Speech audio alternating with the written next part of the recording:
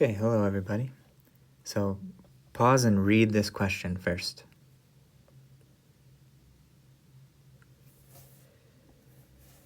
Okay, so part A, explain Euler's method to compute the integral curve. So that's a new word. So let's say what it is, and this is me telling you what it is. An integral curve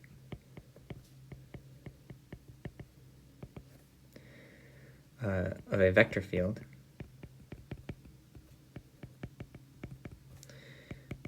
is a curve whose velocity agrees with the vector field at every point. Okay? And so a brief picture of that would be like, if this is my vector field,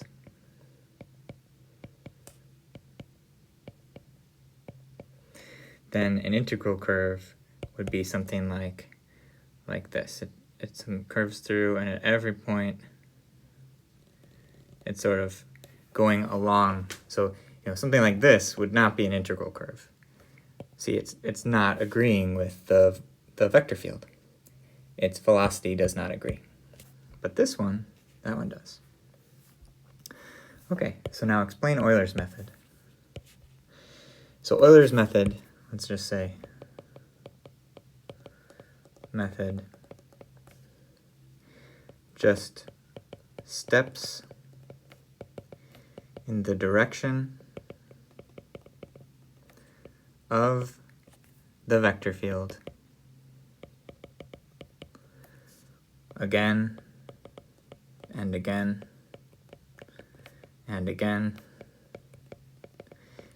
etc. So there's a lot more to this, and in fact there are better methods than Euler's method nowadays to solve differential equations, which means to find integral curves of vector fields. But this is the basic method. So let's do it starting from the point P1 is 1, 0. So now I will draw a picture. So here is 1, 0. That's P1.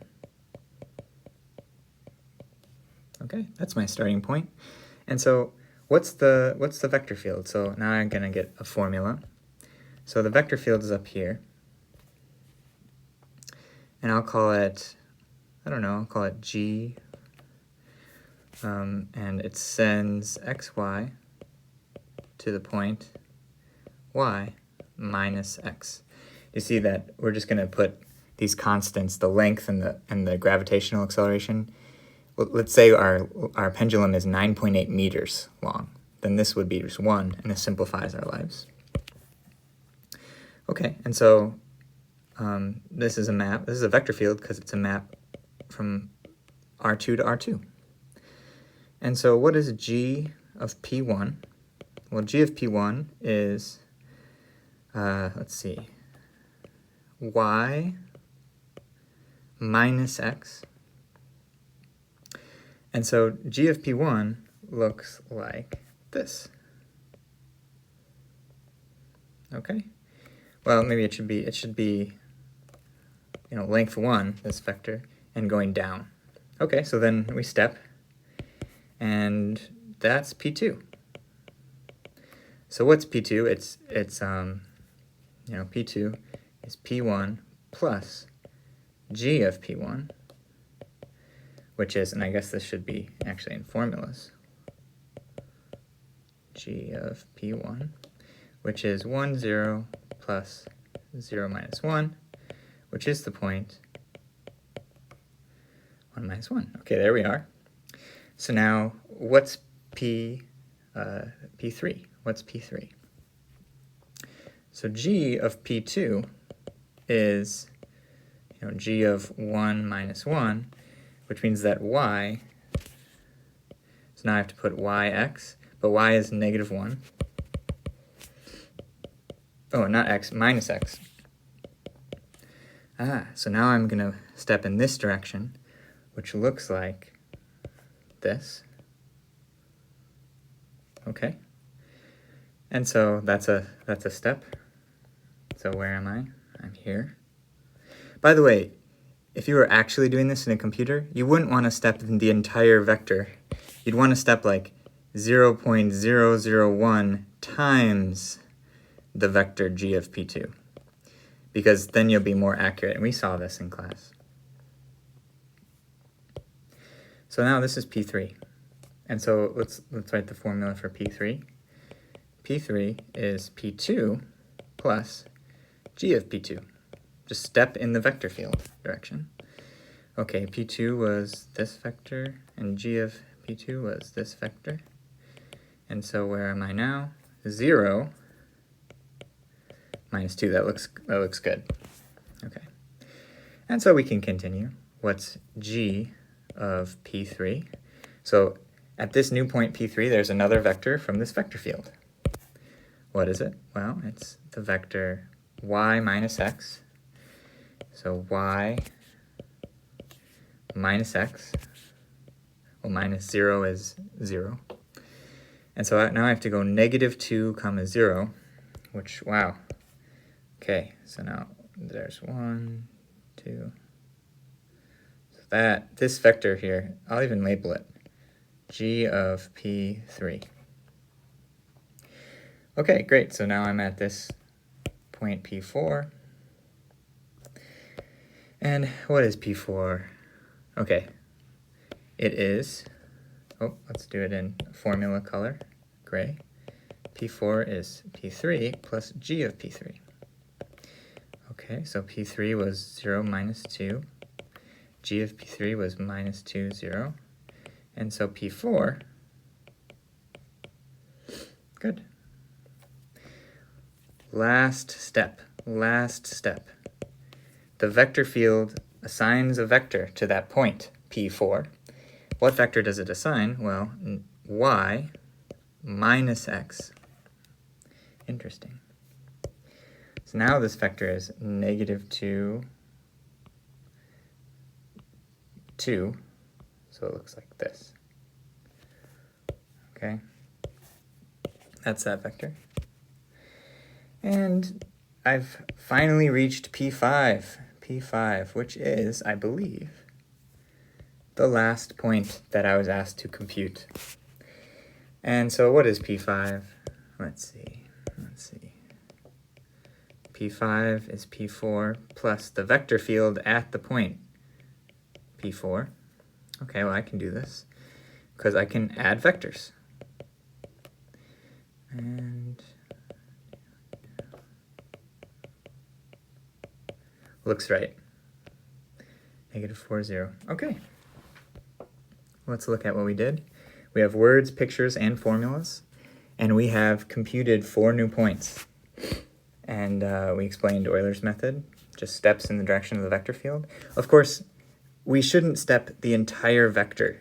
We were stepping each time 1 times the vector. And that would give us, it's going to horribly spiral out. We saw this in class. If we stepped very small, we'd actually get a perfect circle, because this is a very simple ordinary differential equation. Said differently, this is a very simple vector field, and its integral curves are circles. Wherever you start, you just go around in a circle. That's the true solution. Euler's method approximates. So I might even say that in words. And I might even say it by my picture, so I see it spiraling out. So I'll maybe say Euler's method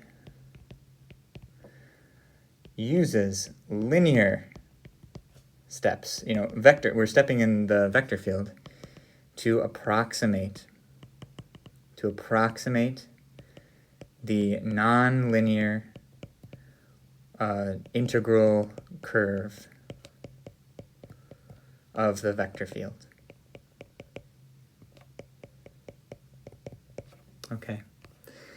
And so that says, the main thing here is I said the word approximate. Okay, I know that this is not the true solution. Excellent. Okay.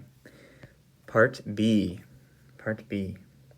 Draw a cartoon of these 5 points, the vector field and the pendulum. So here's the cartoon of the 5 points in the vector field. I already did that. But what about the pendulum? Okay, so that's the main part of part B. So let's think about this. Part B. The pendulum has a swinging angle called x. It also has a swinging velocity called y.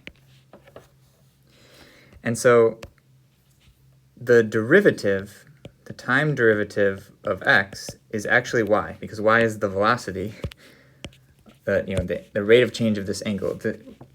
We would say it's angular velocity. Maybe that's a more technical term than swinging velocity, but they mean the same thing. And this is the key here. So in fact, this should be in gray. It's a formula.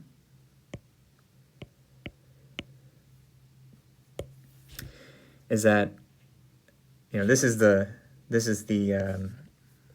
relationship, and then how did I know this? How did I know that this was the case? Well, because the vector field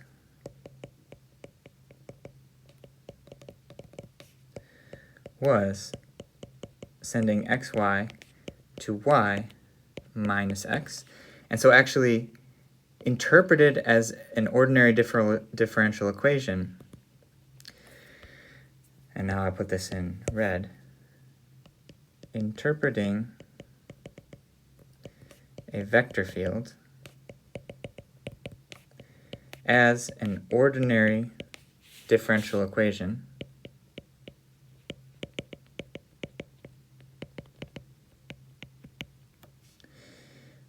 we see the output is the time derivative of the input. So in other words, if we have two things we're keeping track of, we have to keep track of the pendulum, we need to keep track of its angle and its angular velocity. But then we want to know, how do those change over time? And so the angle changes over time, well, by the angular velocity. So that's y is the time derivative of x. And how does the time derivative of velocity, well, that's the acceleration. So right here is the acceleration of the angle. And so this is sort of where the physics comes in. And the physics tells us that this is roughly minus x. And it may be a better approximation of what that would be that really the acceleration is minus L over g times sine of x. But sine of x has a Taylor series that you learned in single variable calculus. Oh, not a plus, but actually minus x to the fifth over 5 factorial, etc., etc. And so we just ignore these and we linearize.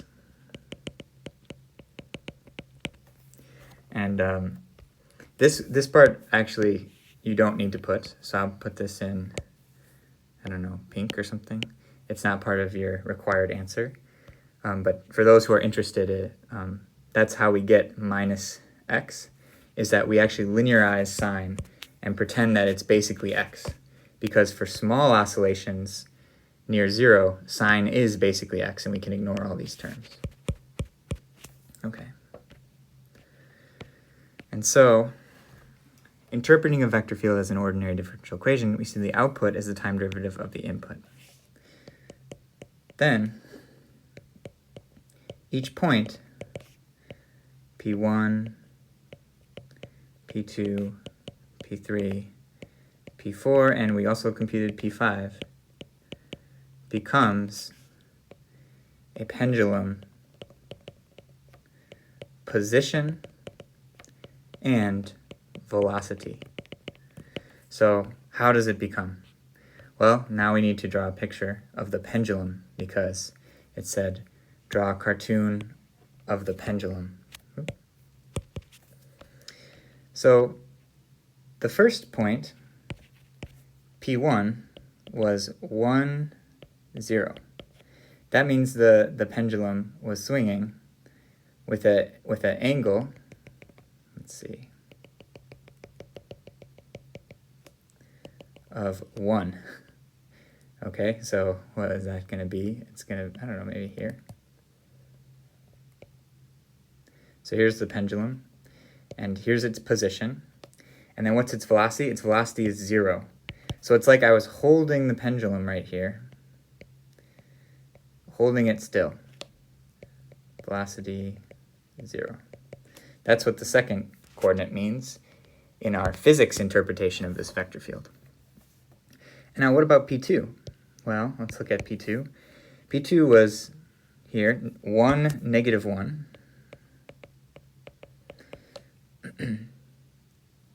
So that means we stayed where we were, but now we had a negative 1 velocity in the angle, in the direction of the angle. Okay, and then what about P3? P3 was 0, negative 2.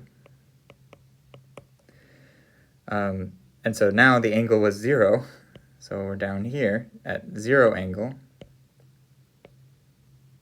and negative 2 velocity